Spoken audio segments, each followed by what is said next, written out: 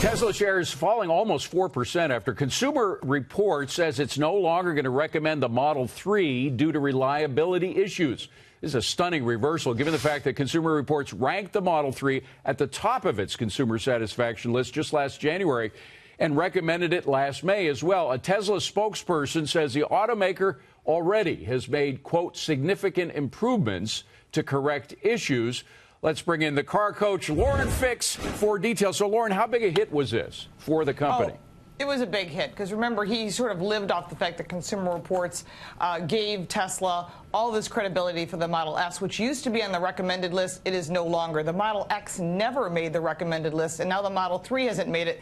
Remember that just last year they had a problem with their braking being a longer distance than that was considered acceptable by the Department of Transportation, so that hurt them as well. And I still, after seeing vehicles coming right off the line today, there's still paint problems, there are still fit and fitment problems, and there are still all kinds of electrical problems. And then, of course, AAA just announced just 2 weeks ago that the cold weather from this polar vortex makes the battery life drop by 41%. Yeah. And that's true with any plug-in electric car. So that's all negatives on his part. And I'm sure he'll come up with some amazing story that he's going to bring a car to the moon and he's trying to do anything he can to boost the stock again.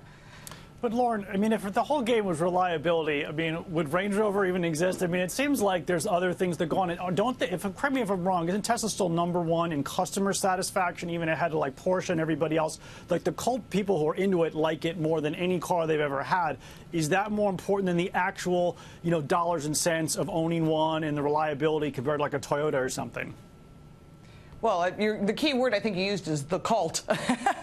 So you are correct. It is a cult of people that follow it, and every time I talk about Tesla on national television, they all come out and attack. But the fact is, those people that actually purchase a car like this expect to get their money's worth. And when you're not getting your money's worth, whether it be a rebate from a deposit, a maintenance problem, or a problem when the car is delivered, you want to get that taken care of. If you bought any other product that's at the top of the Consumer Reports ranking, Subaru, Genesis, which makes a beautiful product, Lexus, Audi, I mean, you start looking at these brands, BMW, they're going to take care of their customers. And Tesla's not doing that whether you're buying a Model 3 or a Model S. And I think that is going to hurt them, along with a lot of other issues that they're having. Yeah, first of all, if Musk wants to have a different venue for manufacturing to maybe improve, we've got all the free real estate now in Long Island City with a bunch of warehouses. So we can have round 2 with that if need be. I want to, on Jonas's point a little bit, it does seem to me, though, that a lot of people have understood for years that Tesla servicing and the functionality of these versus the hope and the dream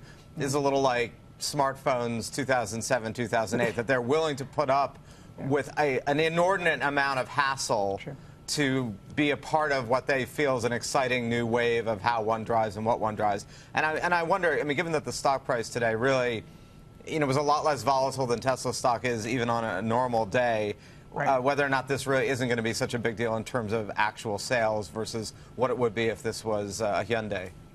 Well, there's a lot of competition now. You have to remember you've got Jaguar with the I-Pace, Hyundai Kona, which is the SUV of the year for North America. It's got an electric vehicle, and you're starting to see a lot of competition. Plus the fact you've got Amazon investing in an electric truck company. If Amazon's investing in them, you know that they're going to come on strong onto the marketplace. And so you have to start looking at the competition and the fact that Elon Musk thinks he's going to do really well in China, but if you look at his 10K reports, he's still missing a whole bunch of permissions in order to be able to build there legally in the country of China. And so you can't just start building a plant when you don't have all the approvals in place. That would be my suggestion, is just from a common sense standpoint.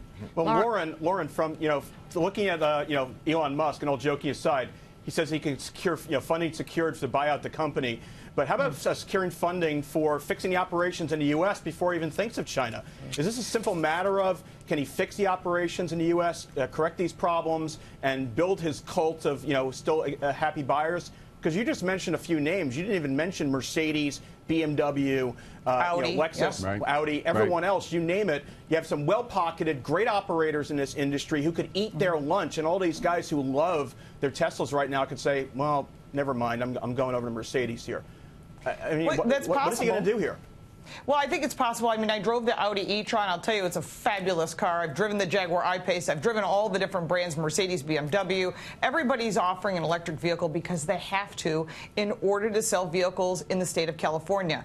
If you sell more than 2,000 vehicles in that state, you must offer a plug-in hybrid. So they're all offering it. So when you kind of open the marketplace up like this, even though we have to look at the total amount of sales is less than 2% is electric vehicles. So although there's a lot of hype around it, he does have a lot of competition, and those people that are true Tesla fans will not leave Tesla, no matter what.